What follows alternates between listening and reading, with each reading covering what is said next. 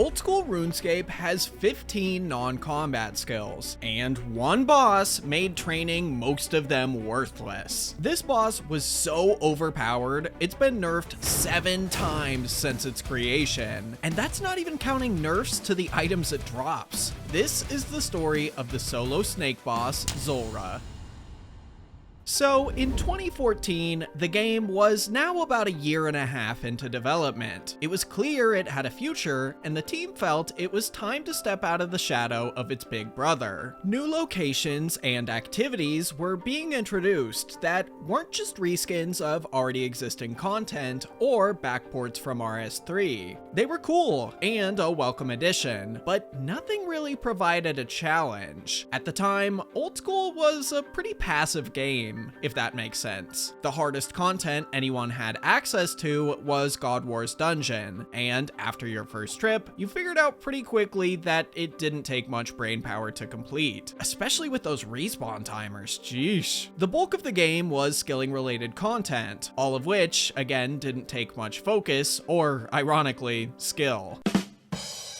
By now, many players were starting to reach the late game and struggled to find a reason to keep going. They already had the best gear and stats, but nothing to use them on. With that in mind, the Old School team ran a priority poll to determine what they should work on next, and unsurprisingly, a new high-level solo boss placed second. So, Mod John C, along with the help of Reach and Ash, dreamed up the idea of a snake boss, or as it was referred to in the team's weekly Q&As, the super secret snake boss. But out of all the creatures they could have picked, why a snake? Well, I'm not even kidding when I say this. It's a reference to skill specs and his snake-like behavior. Although, unfortunately, the stream explaining this has been lost to time, this clip from another stream makes it pretty obvious. Oh, it's gonna be a snake. I can't think where the idea of doing it as a big snake might have come from. Yes. Although I might change it to a rat. Jagex, if you're still looking for a rat boss, my vote is definitely for the crippled little rat. Over the next few months, the super secret snake boss would become less of a secret, as Mod Ghost, the team's only artist and newest member, began sharing concept art on Twitter and even creating some on stream. Now, if you haven't guessed already, this super secret snake boss would later be known as Zulrah, but for now, it had the name Damballa, or as I like to say it, damn Balla. I mean, they call Zulrah the money snake for a reason. Despite complaints that Damballa looked like he'd fit right in with an 80s hair metal band, the community was getting pretty hyped, but we still didn't really know anything about him, or her. I don't know, the wiki just says it. Well, a month later, Jagex put out the first blog actually explaining the boss. They also scrapped the name Damballa in favor of just calling it the solo snake boss, for now. To keep it simple, it'd be a big snake in the toxic swamps south of the Elf City. The boss would use all 3 combat styles, could inflict a new type of poison called venom that would increasingly damage you over time, and you'd need to use at least 2 combat styles to defeat it. This thing was not gonna be easy, but it'd be worth it for the rewards, all of which would need to get charged up every so often using a drop from the boss called scales. So, first up, we have the toxic blowpipe, which looked like this. Honestly, I think this design looks pretty Damballa. It'd be a 2-handed weapon that shot darts, albeit one tick slower than darts, had a 1 in 4 chance to venom your opponent, and had a special attack that would hit 50% higher than normal and would also heal you. They didn't know it yet, but the team would seriously regret adding this item, but that's for later. Next up, we had the Venomous Fang, which could be attached to the Staff of the Dead or Trident of the Seas. On both, it would increase their magic attack by +25 and have a 1 in 4 chance to venom your opponent. Then we had the Serpentine Helm, the new best helmet in the game for melee. You'd be immune to all poison and venom while wearing it, and who would have guessed, if someone attacked you while you were wearing it, it would have a 1 in 6 chance to venom them. Lastly, we had the Venomous Spike, which was more or less a Dragon Defender, but degradable. Seeing as how the Dragon Defender didn't exist in game yet, had been asked about for months, and the team quickly realized this wasn't what players wanted at all, it was removed from the blog a few days later. That last point aside, players were loving the snake boss. It'd be an actually challenging boss with actually useful rewards. When it was pulled 2 days later, everything passed with flying colors, but it was all pulled as one question. So it's either the snake boss and everything that comes with it, or nothing at all. Now, obviously, it couldn't just be called the snake boss forever, so they decided to run a competition.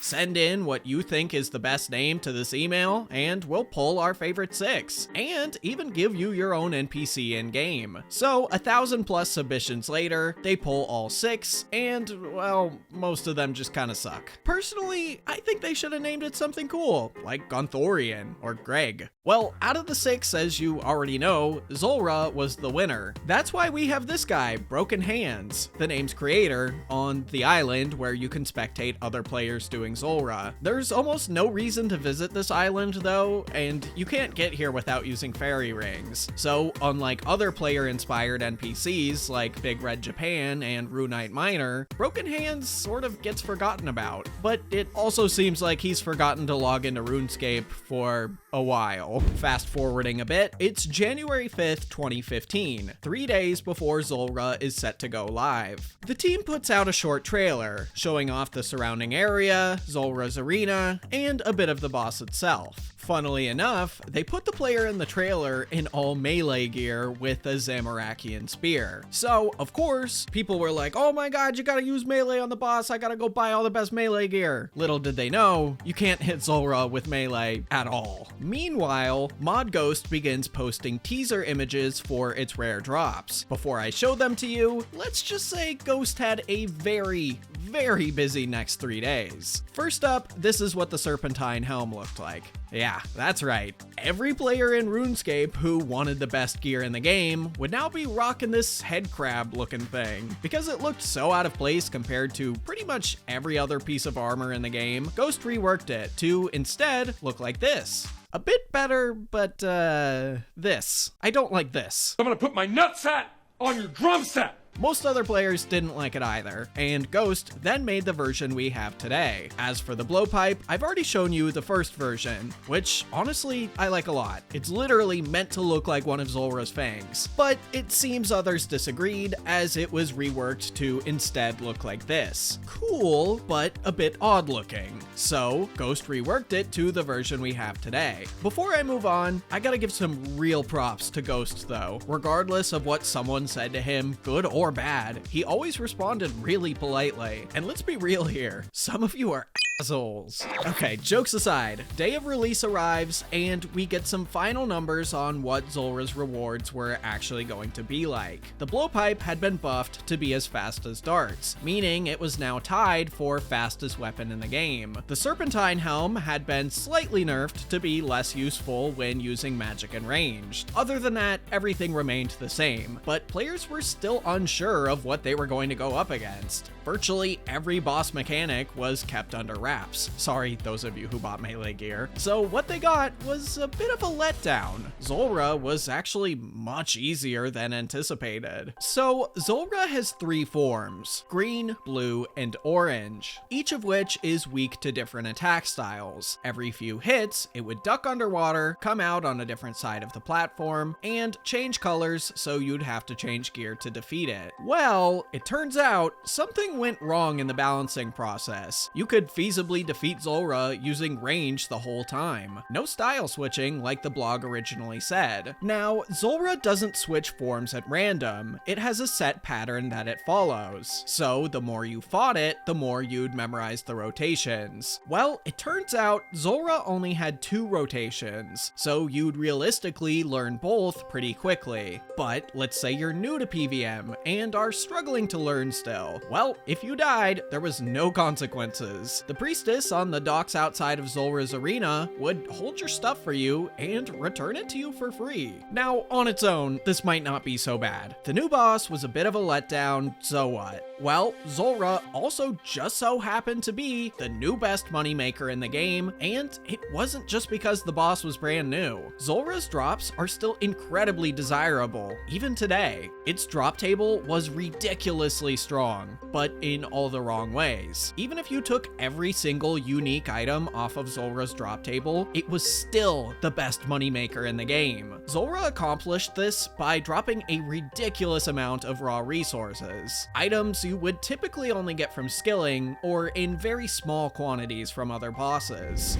This was a problem that began when Old School started. Previously, in RuneScape 2, most bosses were designed to be hunted for their uniques. Along the way, you could get a rare valuable drop or two, like a magic seed, but otherwise, most of the in-between was pretty lackluster. Kraken and the Wilderness bosses exclusive to Old School, also dropped a lot of raw resources, but they weren't nearly as flagrant as Zulrah. I think the closest comparison would be the Wyvern drop table rework, when Jagex also pumped a ton of raw resources into it, but Zulrah was still so much worse. It was so bad, most of the items it dropped crashed harder than RuneScape servers last week. Torstal seeds, palm tree seeds, and coconuts had their value cut by 60 to 70%. Items like sharks, crystal keys, and amulets of glory began declining, and items like snakeskin, pure essence, and flax were on their way to near worthless. Pretty much every item on Zulrah's table was rapidly decreasing in value. To give you a good example of how strong the drop table was, you'd get more sharks per hour killing Zulrah than actually catching sharks. This same effect occurred all over the game. Mining pure essence and collecting flax, two of the game's most iconic low-level moneymakers, were killed off entirely. I remember 10-year-old me spent hours upon hours in the flax fields, along with tons of other kids doing the same thing, trying to make my first million GP. You could argue that this change was a good thing, because it killed off bot farms who collected flax, because it was super easy to do so. But realistically, the farm owner will just find something else to bot, such as spinning the now very cheap flax into bowstrings. The cherry on top of all this was Zulrah teleport scrolls. They were an item you'd receive from Zulrah that could instantly teleport you to the docks outside its lair. These scrolls were pretty common and would drop in quantities of 50 at a time, meaning you'd never run out. You'd get more scrolls than you could ever use. So Zulrah was incredibly easy to farm repeatedly. Plus, if you somehow did run out, you could buy them from other players for dirt cheap. So this underwhelmingly easy snake boss was now the best money-making method in the game and wreaking havoc all over the economy. But we're not done yet. The blowpipe was a teeny bit stronger than everyone expected. By teeny bit, I mean it dominated pretty much every other weapon at every piece of content in the game, including PvP. Just take a look at the clips I'm playing on screen now. It was virtually impossible to go up against a blowpipe without spending the whole time eating. Combine that with venom, and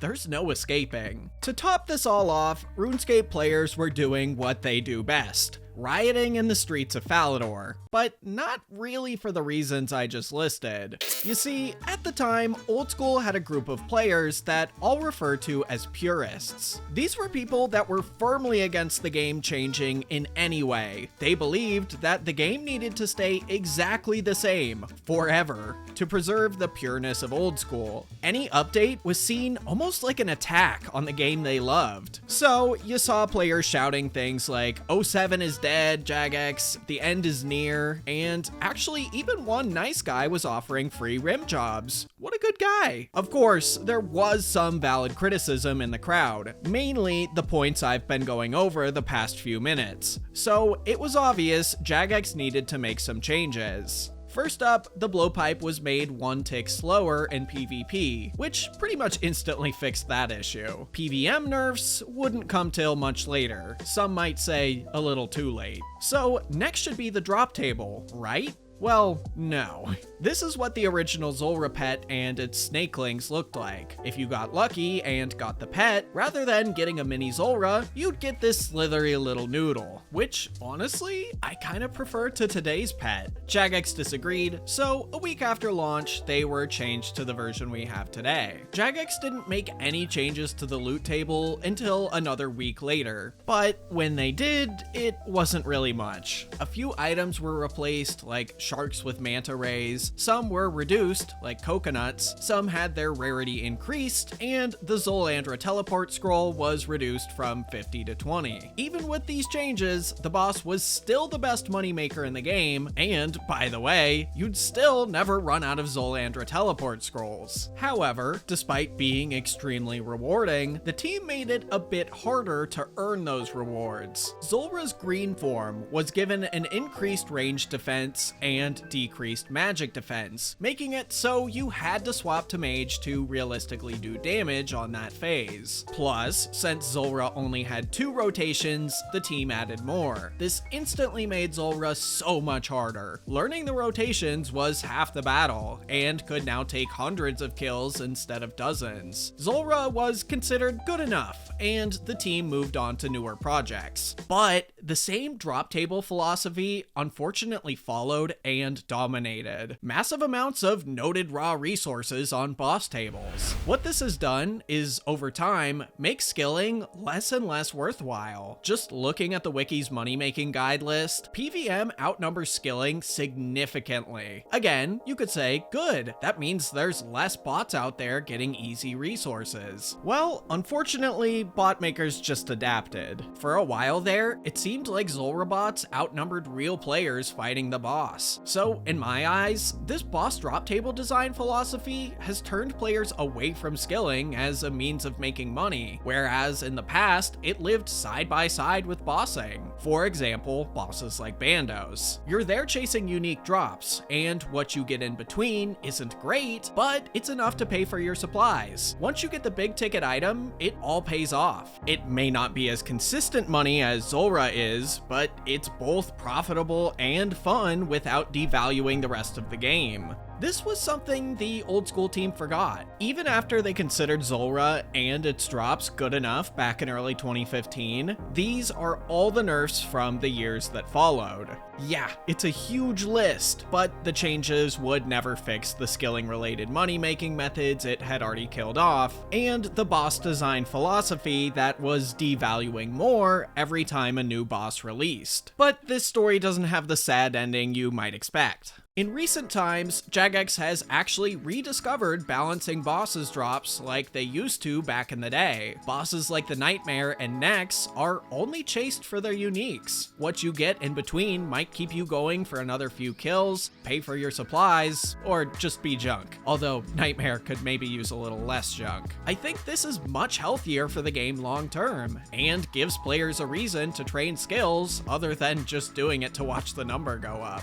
At the same time, Jagex has introduced so many fun new ways to skill that actually earn you some half-decent profit. Although even the most intense ones still trail far behind PvM, it doesn't matter as much when they're so fun. But I'll never forgive Jagex for what they took from 10-year-old me. Just like the game will never forget the monkey nuts economic crisis of 2017. It's real, and I made a video about it on the right.